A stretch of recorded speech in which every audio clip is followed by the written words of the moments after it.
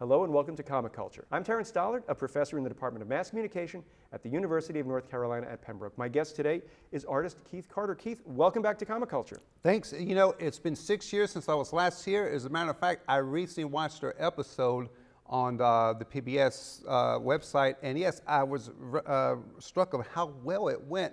Because you know, sometimes you see yourself on camera, it's like, oh my gosh, you get kind of embarrassed. But no, you look very well.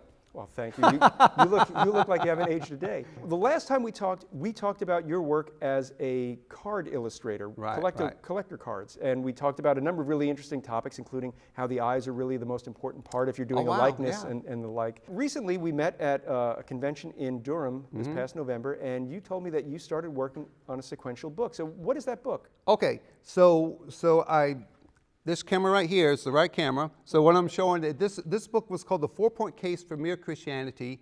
It was, I started working with this apologist. Do you know what an apologist is? I've read about it, but I'm thinking that the folks at home might not know. Okay, so basically there are a sect of scholars and theologians, and they go out and they are trying to let people know that there's evidence that supports the scriptures, that support the Bible. Like for instance, in this day and age, a lot of people think that the scriptures are either fairy tales or moral tales or mythology. So what these people are doing, they're going there using evidence. They're using scientific evidence. They're using theological evidence and historical documentation to show the validity of the Bible.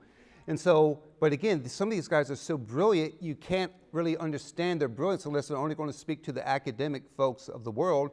So when I met Dr. Frank Turek, I really liked what he did because he would say these fancy words, but then he would break it down so the Joe Smo can understand it like me. And so when I was at USA Today, I used to take information and break it down so the common man, the common will man could understand it, you know, with graphics and illustrations and animations. And so I offered this type of thing with what they were doing because I really liked, you know, the things that they were presenting. And so that's how I started on this trek that led to animations and comics and graphic novels and so forth. I came across some videos, coincidentally, on YouTube where there are a lot of folks who are scholars who can point to contemporary history, and not to sound like we're theologians here, but it's contemporary histories from around the time that Jesus lived. It is interesting to see that there are factual, what most historians believe are factual accounts of that era, and so it seems as if the writer that you are working with, or whose work inspired you, is doing that sort of thing. So I see that you have one of his books here. So that is? So he's written about 5 different books, but his most popular book is called I Don't Have Enough Faith to Be an Atheist, meaning there's so much information out there that actually it takes more faith to believe that there's nothing out there. And so he goes, you know, he breaks it down to the 4 basic points, which is, again, what the comic's about. Is the 4 basic questions is, if the answer to these 4 questions is yes, then God exists, Christ exists. The 4 basic question is, does truth exist? Does God exist? Is the New Testament historically reliable? And are miracles possible? And if the answer to all 4 of those questions is yes, then game over. This is, of all the faiths, this is the faith. If Christ rose from the dead, then, you know, there is no more, you know, wondering or speculating. And again, they're based not on speculation, but information. And again, this is not a show that discusses theology. It's interesting, like I say, it's interesting because you can find historians who have gone and done sort of this non-biased research to find these contemporary histories. So when I see these presentations on YouTube, you have different types. You do have the ones that are very overtly religious, and you have ones that are very scholarly, and some that are a little snarky, and somewhere in between you can find the flavor that you enjoy. Now, the style that you're doing is interesting because you talk about working at USA Today and doing, I guess, they sort of pioneered the infographic. And so, you know, how are you applying that sort of understanding of how to present basic information to people in a clear visual style to a sequential page, which is a series of illustrations designed to lead you through a narrative or a story, or in this case, information? So Dr. Turek, when he goes out and he speaks at different universities and colleges and campuses, and not campuses, but the churches and so forth. And so when he gets to his Q&As, and he's trying to make his point, but he only has so much time because there's a line behind him. So he says, hey, if I give you a book, will you read it? And of course, students, as people know here, they don't want to read another 500-page tome because they already got enough to read. And so I saw enough of that I said, what if we took your writings and boiled it down to like Cliff Notes, a Cliff Notes version. And I said, since you're speaking to students, why don't we just make it something interesting visually, like a graphic novel or a comic book? So if someone, seems like they're really, I don't want to read this, man, it's only going to take you 10 minutes. So we designed it to be a quick read and give the basic points. And hopefully, if they were interested for more information, then there's a way to, order the book or go to the website and so forth. So I saw that it was an opportunity to take comics, which again, I'm a big fan and you're a big fan. And so taking this medium that's been used for entertainment, but use it to convey information. It's got to be difficult to take something that is essentially, I don't know if it's necessarily historical in writing. I don't know if it is a scholarly approach to everything. But to take something that is not entertainment and convert it into something that is done sequentially, that's got to be a challenge as an artist, especially someone who, as we said, you were doing trading cards, and that's all about capturing the likeness of, let's say, Harrison Ford. Right. And now you're trying to do something on a page that is conveying information sequentially. So how do you make that shift as an artist and go from the one image to, look spectacular to a page that conveys that message? You and I both being comic fans, and again, my inspiration was the guys from the 70s, the Marvel bullpen. And I almost feel like the way I drew our main character, I feel like it could have been Clark Kent or Bruce Wayne, and everything's missing, everything's there except the superhero aspect, because that was my influence growing up. But yes, I designed it kind of like the old Marvel books with the four stories, like when they had the hard tales, like Tales to Thrill, whatever, and there would be 4 separate stories that would tell, a different thing, and then that would be the make of the book. So I would break down the book into those 4 chapter headings, like does truth exist? That would be one chapter. Does God exist? That would be another chapter, and kind of use that, the old horror comics as a way to format it, and then go from page to page. Now I want to say this about people who do comics for a living, man, they're working hard for their money. Because working on one image is one thing, but when you have to do a sequence of, not just illustration, panel to panel, page to page, man, that's a lot of work. So I can really appreciate the people who do this for a living, because I only had a chance to really work on this about 1 day a week because I had other responsibilities going on. It really made me appreciate people that do this for their job, because it's something called work. I mean, it looks fun. We look at it and say, man, that's fantastic. And we can say this is good about it in a heartbeat, but someone worked hard. To do a terrible book, comics, takes a lot of work and discipline. It's amazing when you read about somebody like Jack Kirby, who's doing up to 4 books a month.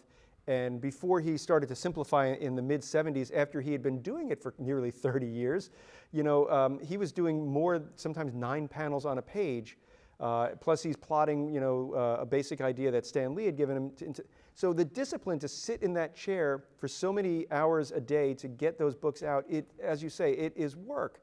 So your day job is keeping you from this comic. So how do you find, I guess, the professional discipline to say, you know what, Monday night, Tuesday night, I'm going to spend a few hours working on this to get this book done? I work with Cross-Examine as a contractor. And so I take a lot of Dr. Turek's ideas and his debates or things I read in his book, and I create animations out of them. So I'll take a script, I make a script out of some of his material, send it to him, he'll edit it, and when we get it to exactly the way he wants it, then I'll go back and I'll create some animations, 2 or 3 animations, and the same thing with the comic. I just try to pitch a visual things that, so there's some people maybe look over this and gloss over it, trying to make it something appealing so they'll want to watch it, or even if they don't believe or have any interest in the subject matter, at least like, wow, that's a cool book, or wow, that's a cool animation. So I'm applying all these things, and if you look at the images in the book and the animation, you can see my comic influence all in it. You can tell where my bread was buttered and who was my influence back then. As a matter of fact, if you look at some of the panels real closely, I paid homage to so many classic, illustrators. For instance, there's an explosion of when they say that everything became from a starting point, the Big Bang, there's these planets and rocks, and there's one particular rock, if you look at it, it's all Kirby-esque. So I have splashes of all my favorite comic creators all throughout the book, just because these are the people who has inspired me and still do. What comes across is you're having fun with this work. So when it is fun, it's easy to sit down, it's easy to find the time. But when it becomes work, how do you sort of shut off the rest of the world and just, hunker down at the drawing board? Or I don't know if you're doing, traditional pen and ink or if you're doing it all digital, but how do you sort of get into that mindset of like, I got to do this, I got to do that, but this book has to get done? I do all my sketching by hand in my little sketchbook, and then I scan in, and pretty much I do everything on the computer. Everything pretty much now, if you work in the commercial world, is done on the computer. Even if you do it by hand, they got to scan the product in hand because then they're doing the lettering, the coloring, so everything ends up being that way. And so I ended up working in computers a long time ago, and I'm just, almost got out of the habit of doing by hand. But to get to your question, it's no walk in the park to go to your, it's not like I'm looking, I can't wait to get to that drawing board because, it's one of those things, it really is work. And sometimes I'll agonize over a panel or agonize why. Here's another thing doing sequential art, which I didn't realize, just doing an illustration. I started, as I was going through the pages, I said, wait a minute, this guy has a different hairstyle now by page 5 than the hair I started with. I thought, oh man, I gotta go back and be conscious of the hair. Then I started thinking, does this look like the same guy? And that gave me another appreciation of people keeping that consistent look all throughout the book. So these were little things I didn't realize it was, I was thinking of something that, was it Rob Liefeld? And he would put all these little things, it's like, how to remember all that? So I just kept the dude simple in a suit because I can remember a suit and tie. But yeah, it's a lot of stuff to keep track of to make sure it's consistent from page to page. And so that was a new discipline I didn't even realize until I started doing this book. You mentioned hairstyles. I spoke once to the famous letterer Tom Orzechowski, who for decades worked on the X-Men. And he said when he would letter a page, Chris Claremont, known for his big verbose scripts, he would have to find a spot to put all the lettering, but he made sure that no matter what he did, he never ever covered somebody's hair.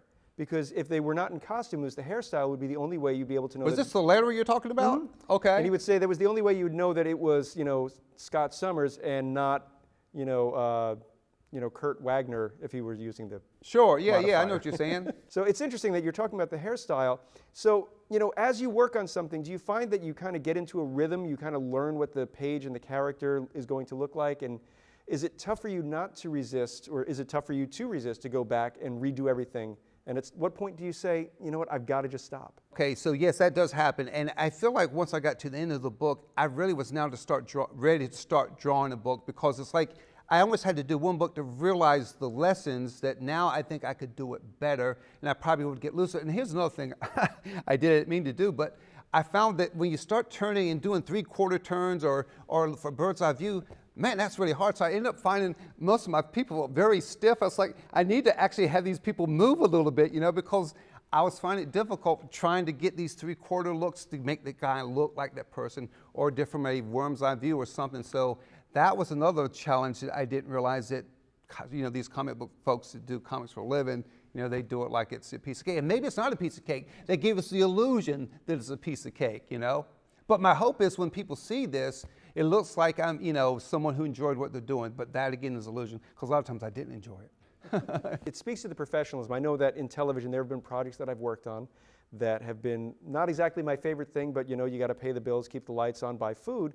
And even though it wasn't a project that I was 100% in love with, it would be a project that I would make sure that when the client looked at it, they would say, this is the work of a professional who respected the fact that they are doing work for me on my behalf. So when you are in that frame of mind where you're getting a little bit burned out, how do you sort of take that moment and say, either I'm a professional and I know I can do this, or do you maybe say, I'm going to take a 10-minute break, I'm going to go outside, feed the birds, and kind of...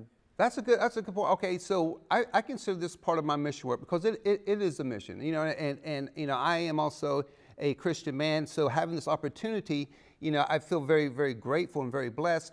But there are mission workers that are out there in third world countries, that they're living in tough conditions. They're out there and their lives are at stake.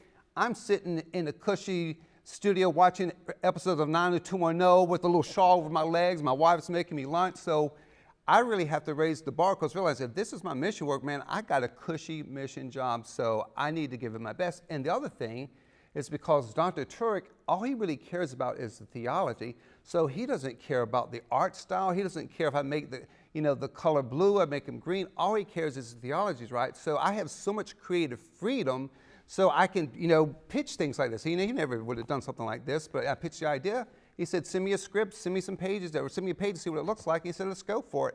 I really enjoy the creative freedom, so I try not to ever take that advantage, because realize working as a commercial artist as long as I have, when you work with clients, some clients are very challenging and difficult, and then there's some clients you got, it's just, they want to run that show. So just leaves me alone to do these projects. So that's a blessing, man. So that gives me motivation I always want to wow him. When they send the work to them, whether it be animations, whether it's graphics, whether it's the comic book, when he looks at this, I want him to go, man, this is some good stuff.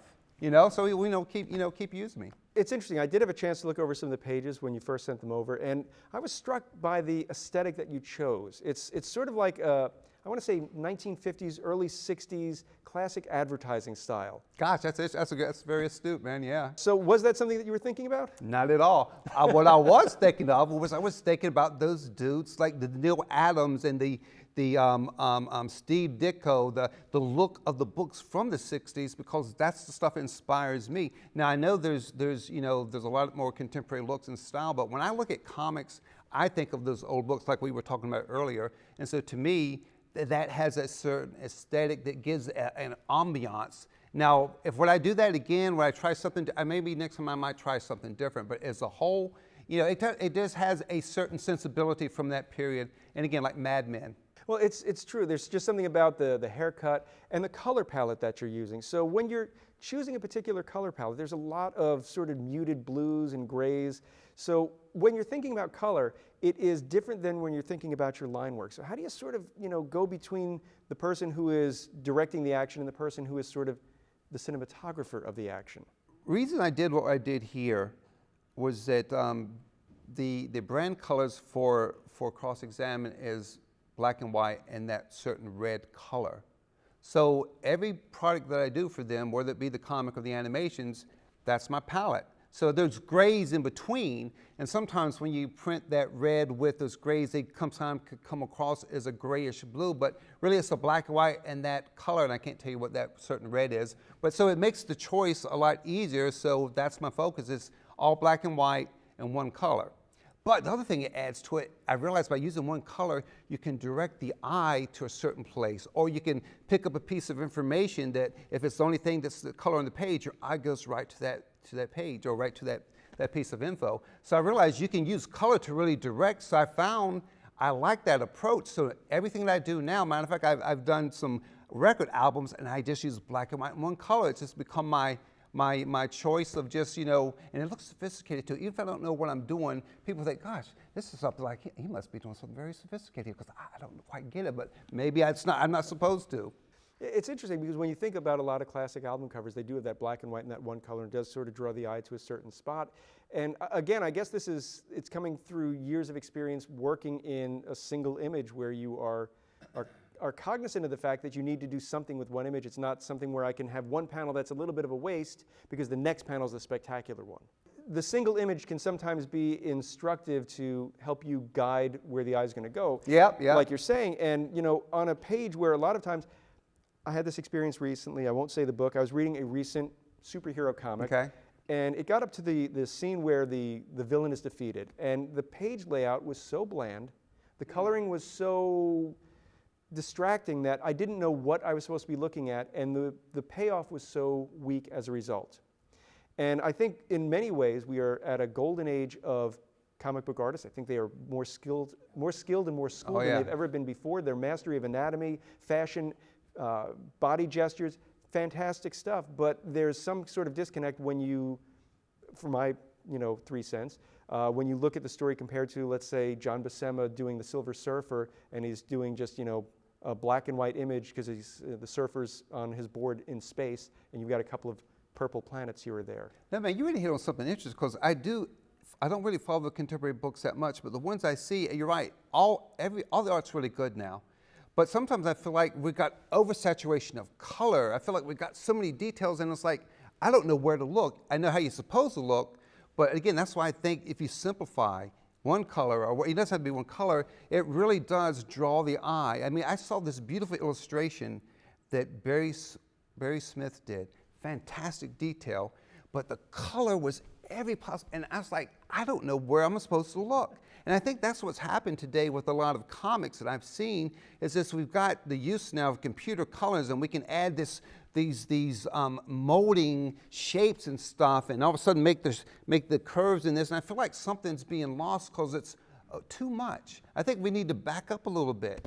I mean, I agree. I think that there's something about the hand art that is a lot more expressive. And it's not to say there aren't brilliant artists working digitally. I mean, you're working digitally right now, and you can find that happy medium. But I think everybody feels like we need to put everything on the page all at once, all the time, and there's never a quiet moment.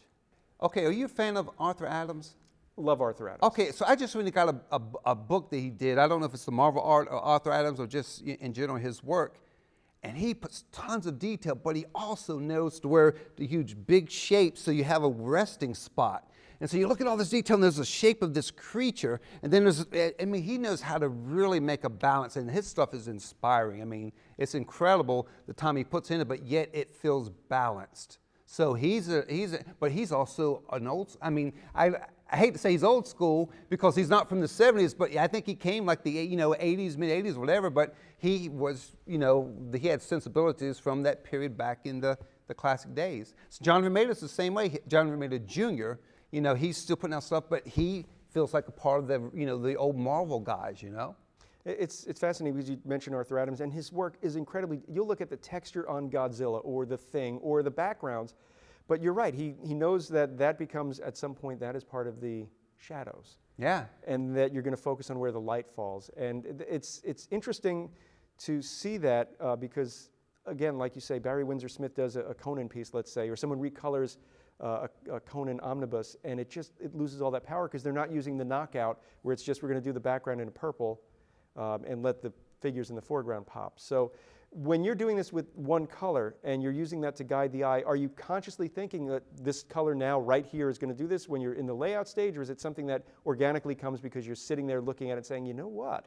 You know what's interesting? Now that you bring that, I'm starting to realize, I don't know if I should even call myself an illustrator. I really think what I am is more of a designer, because I realize whether you're illustrating or you're using type or you're setting or putting a set together, good design is good design. And so when you see illustrations that don't really work, it's because it's bad design. When you see these things, it's bad colored and oversaturated, it's because it's bad design. Really, the issue is about the way you design your pieces. And so I think of myself now as I'm placing type with an image, with a visual, with a texture, I'm thinking of how this composition comes together. And so the design is what really, draws the eye. So I think that's a lot of the problems. If this doesn't work, it's because they're not a good designer.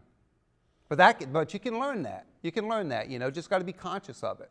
I was going to ask, because a lot of times when we're looking at something, we're always kind of looking at the story, not necessarily the way the page is put together, not necessarily, a lot of people talk about the Z flow where the page has to go this way, that way, and this way. And I wonder, are we getting too scholarly and losing, the band on stage who's improvising versus the band on stage that's playing exactly what's on the record?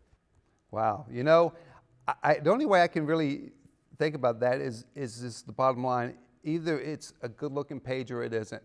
We could talk about it all day, the scholarly notes or whatever, or the training, but if that page has got it or if it doesn't have it, and when you see it, you know it. When you see it, it's like, forget about it. That's a beautiful book. I was trying to think. I just recently saw something that was it was Mike Allred. Are you familiar with this work? He did a biography of David Bowie. Have you seen that? I've seen some images on the internet. Oh my gosh, it's beautifully done. Of course, he's always had a great style. You can feel his retroness, but he just nailed that book. He nailed the look and just his layouts on that. And it's just, he's a good designer and a good illustrator, and he has a great line, a really great line. So his book I would highly recommend as an attractive book.